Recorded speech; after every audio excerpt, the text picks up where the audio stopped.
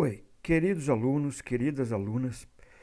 Hoje nós vamos iniciar aqui com o primeiro capítulo, né? O primeiro capítulo que é Industrialização e Imperialismo.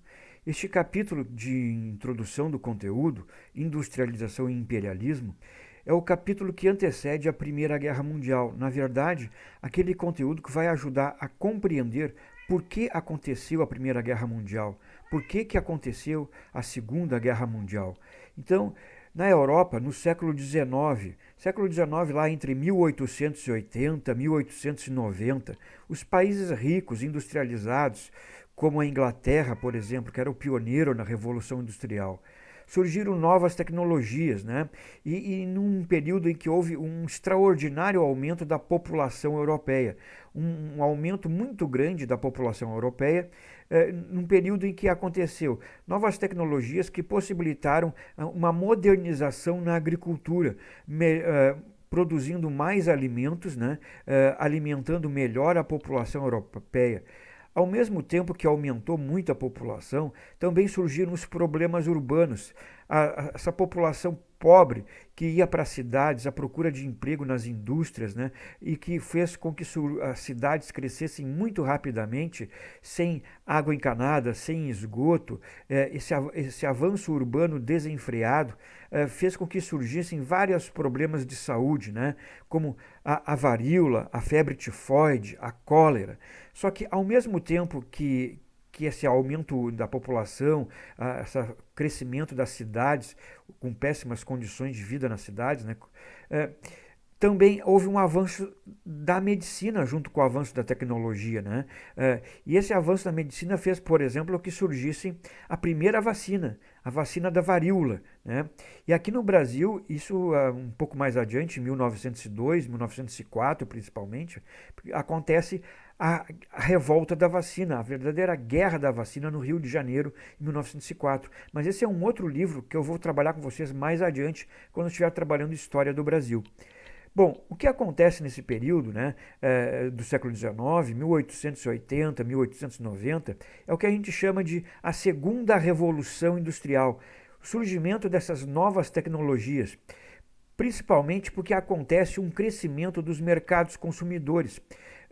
Vai haver um maior número de pessoas para comprar e adquirir essas mercadorias. Então, países ricos como a Inglaterra vão buscar colonizar, explorar países pobres na Ásia e principalmente na África, né, que vão ser o seu mercado de consumidores, compradores das suas mercadorias industrializadas.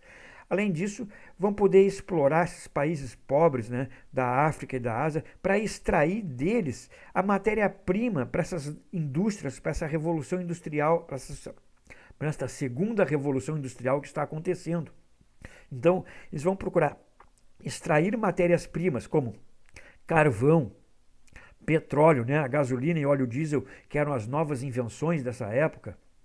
E estava surgindo nessa época também o motor de combustão. Henry Ford, nos Estados Unidos, criava o primeiro motor de combustão, bum, bum, bum, bum, bum. Ou seja, os motores a gasolina e a óleo diesel com os automóveis, caminhões, ônibus, né, estão surgindo nesta época agora, né? Então são as novas tecnologias e junto com esse motor de combustão surge uma nova tecnologia, para aquela época era nova, né? Para nós hoje todo mundo está careca de usar, que é a eletricidade, pessoal. Surge a energia elétrica, lâmpadas elétricas com motores movidos a energia elétrica. Isso foi um baita de um boom no desenvolvimento das indústrias. Imagina, agora as fábricas passavam a ter geradores de energia elétrica, passavam a ter motores, né, com energia elétrica, passavam a ter motores movidos a óleo diesel, a gasolina. Isso vai ser uma grande revolução, a segunda grande revolução industrial, né?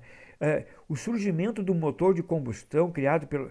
E vejam bem, aqui até eu estou vendendo o peixe que está nos livros didáticos aqui, que nossos livros didáticos vêm tudo de acordo com os americanos, né, com os Estados Unidos.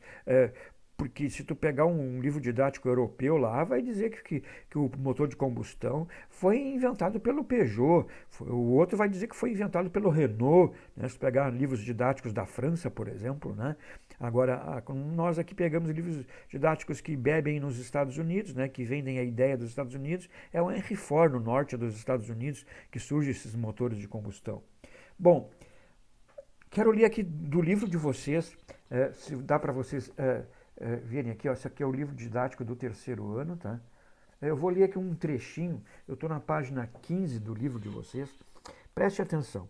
No século XIX, as comunicações também ganharam forte impulso com a invenção do telégrafo. Em 1836, e do telefone. O telefone foi inventado em 1876. O telégrafo significou um enorme avanço e foi rapidamente absorvido pelo mundo dos negócios. Aqui eu quero fazer um parêntese. Como eu disse para vocês, né, aqui tudo foi os americanos que inventaram. Por exemplo, o telefone foram os americanos que inventaram, mas a verdade nem sempre é essa. O primeiro telefone que surgiu no mundo não foi inventado nos Estados Unidos. O primeiro telefone que surgiu, ele foi inventado, pasmem, em Porto Alegre.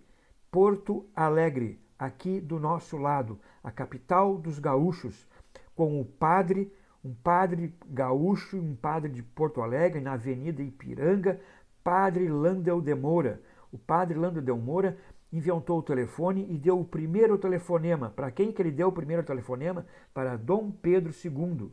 Ou seja, Padre Landel de Moura telefona para Dom Pedro II e era aqueles telefones à manivela inventados, tá?